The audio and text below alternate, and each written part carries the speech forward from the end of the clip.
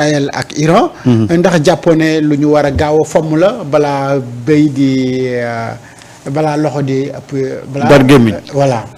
waaw xam nga li oustaz di wax guerre bi dafa nekk guerre boo xam ne y a beaucoup de manipulation. tey boo xoolee les médias occidentaux tu as l'impression que Israël mooy massacrer Iran. nga dem seetaan ay chaînes yu mel ni Al Jazeera nga xam ne li Iran di def guddi yi Israël jéggi na dayoo d'ailleurs Israël loolu la xam ba démb Israël dafa def exprès couper internet bi ci yenn zones yi ba pare dàq yenn médias yi ci yenn bërëb yi.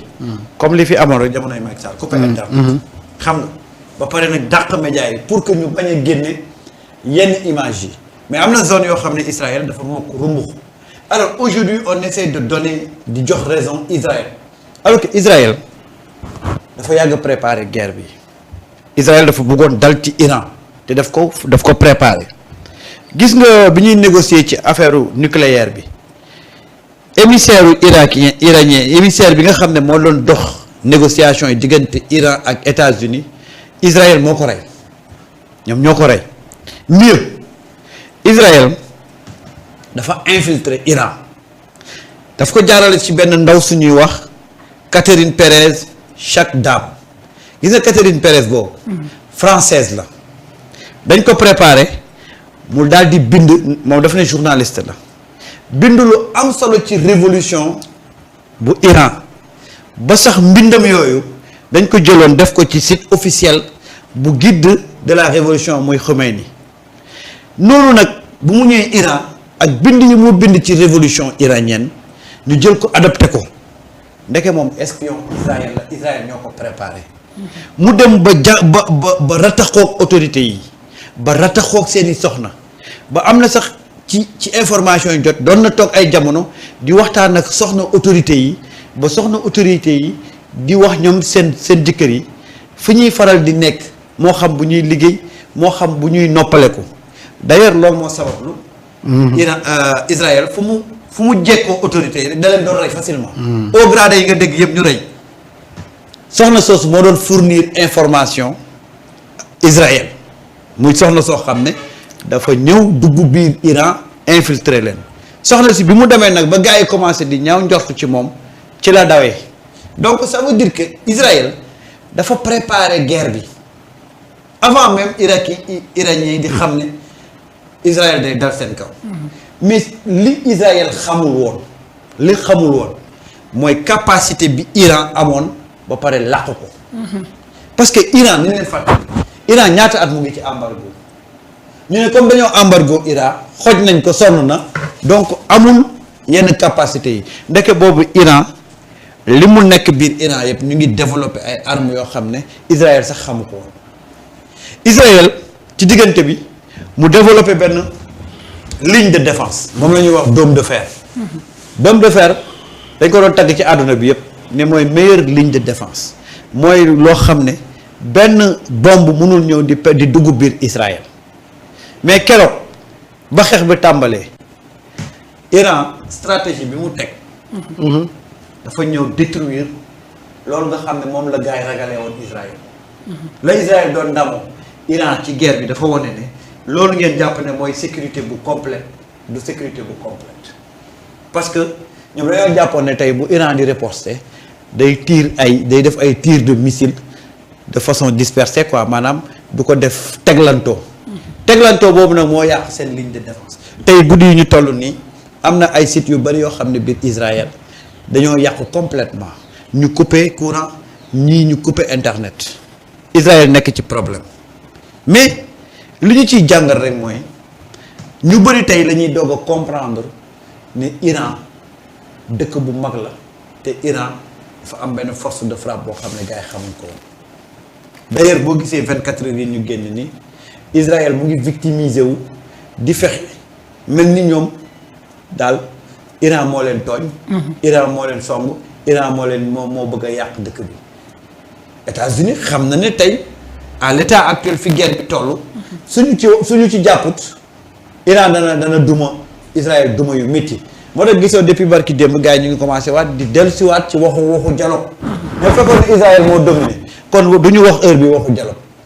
mais boo gisee ñu commencé waat di waxu dialogue rek parce que xam nañ ni Israël dafa nekk ci situation bu compliquée mais situation bu compliquée boobu yëpp li nga ciy jàng ci diggante ci biir rek mooy donte Iran du dëkk arabe parce que Iran ay perse lañ mais l'islam la dëkk l'islam dafa bokk ci umma islamique mais tey dafay wone faay yi nga xam ne moom la umma islamique am parce que boo xoolee dëkk arabe yi xam nga la moo leen sonal ku ci nekk da ngay jaay sa bopp ku ci nekk da ngay wane sa bopp ku ci nekk da nga doyloo sa bopp ku ci nekk da nga doyloo sa bopp di wane ne maa gën a riche maa gën a am xaalis maa gën a sax diine tey ci loolu nag moo créé division ba nga xam ne ñu ngi song Iran kenn waxul mais la ñu fàttee sóoraale mooy Chine Turquie ak Russie parce que jàppoon nañ ne Chine day neutre ci guerre bi waaye ci xibaar yi ñu jot sànq am na benn roplaan boo xam ne wàcc na biir Iran gars yi ñii ñu ngi naan Chine moo indi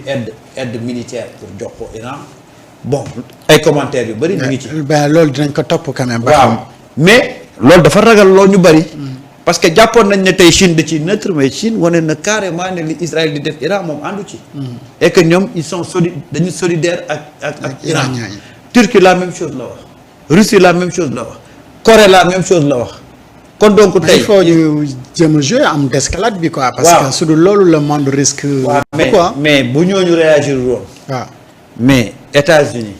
projet bi mu amoon ànd ceeg Israël mooy ñu détruire Iran. ñëw massacrer ko. parce que États-Unis li ko ci gën a yitteel mooy gaz beeg pétrole bi. waaw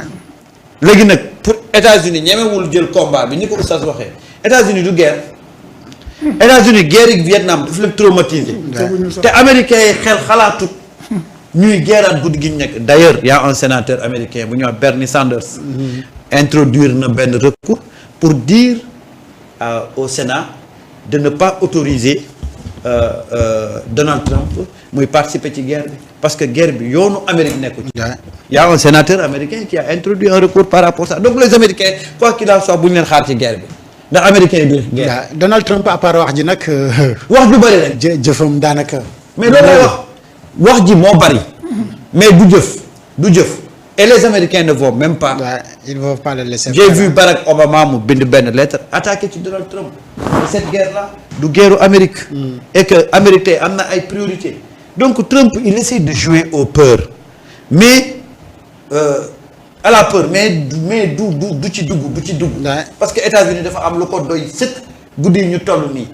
tey y a benn sentiment de frustration bu animer les Américains via la question de l'immigration et même question de l'immigration boobu toog boo ma si mayee tuuti il faut que sénégalais yi wala africains yi ñu dal